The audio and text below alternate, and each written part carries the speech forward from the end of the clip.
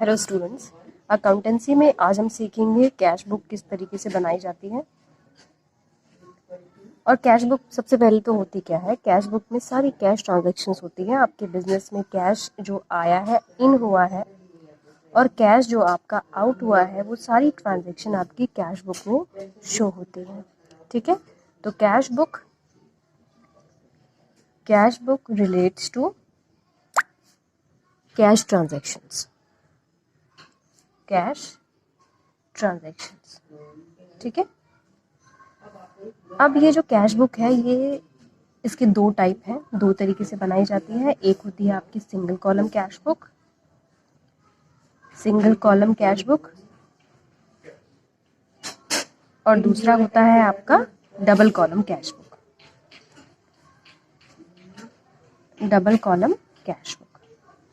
अब इन दोनों में क्या डिफरेंस है? देखो, सिंगल कॉलम कैश बुक में सिर्फ एक ही कॉलम होता है कैश का, और डबल कॉलम कैश बुक में कैश बुक का कॉलम भी होता है और बैंक का कॉलम भी होता है। दो कॉलम उसमें होते हैं। अच्छा, दो इम्पोर्टेंट बात जो आपको यहाँ पे समझनी है वो ये कि कैश बुक का कभी भी नेगेटिव बैलेंस नहीं होता। There will be no negative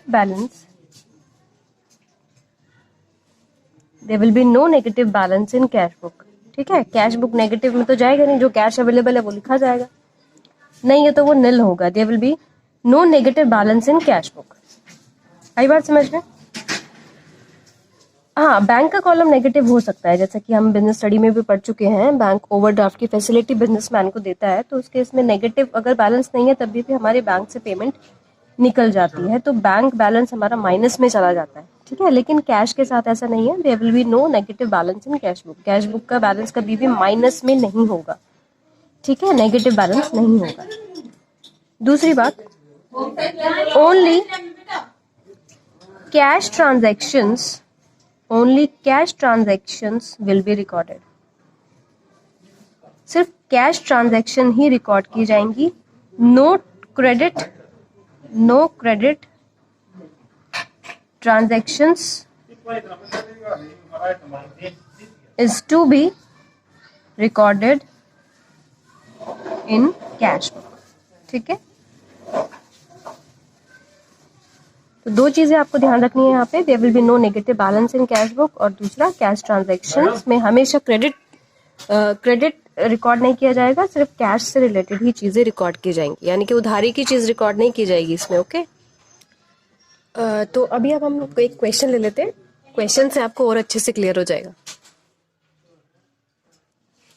आपकी स्क्रीन पे क्वेश्चन आ रहा है, ये क्वेश्चन हम सॉल्व करेंगे, और इसका जो फॉर्मेट बनता है वो इस तरीके से बनेगा। Format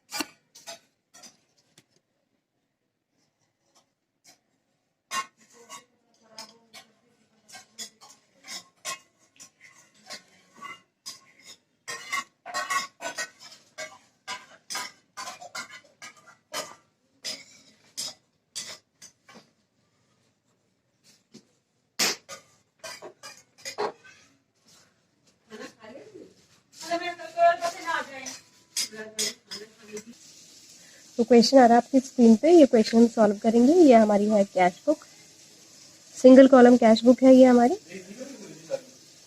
cash book, single column. ठीक है, अब इसको बनाने का एक जो तरीका है वो ये है, आपको ये देखना है कि पैसा आएगा तो इधर और पैसा जाएगा तो इधर। ठीक है, पैसा इन है तो यहाँ डेबिट में, पैसा आउट है तो यहाँ क्रेडिट में। अच्छा, इसको करने का तरीका अगर हम यहाँ देखें कि किस तरीके से यहाँ एंट्री की जाती है, जो जैसे मानो कि हमारी सेल अगर हुई है तो सेल की एंट्री अगर कैश में हुई है तो हम उसको कैसे रिकॉर्ड करेंगे? सेल को हम कैसे रिकॉर्ड करेंगे? कैश, अगर हम सिर्फ कैश लें तो cash account debit to sales ये लेंगे।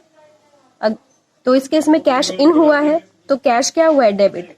तो यहाँ पे डेबिट साइड में आपको कैश लिखना है टू सेल्स करके, ठीक है। ये है इन, कैश इन है, और कैश आउट होगा तो क्या होगा? जैसे मान लो कि रेंट पेड हो गया तो रेंट पेड की क्या एंट्री होगी?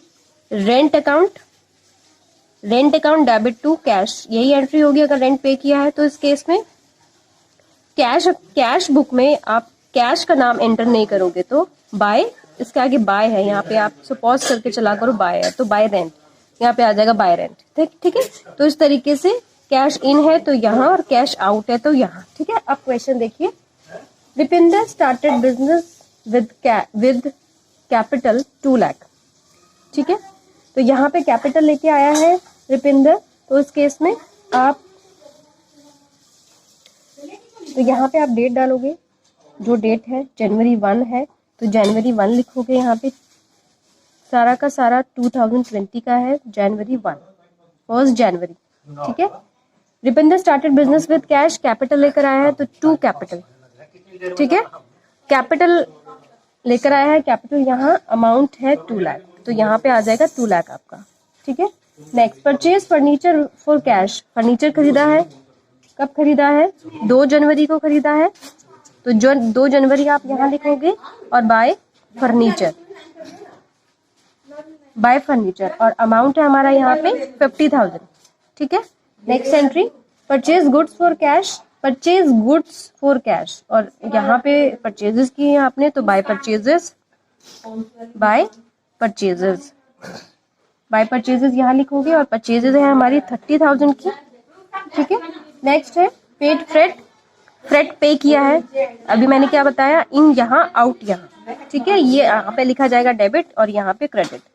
तो बाय फ्रेट यहाँ लिखा जाएगा, और फ्रेट कितना है हमारा? 500 फ्रेट है।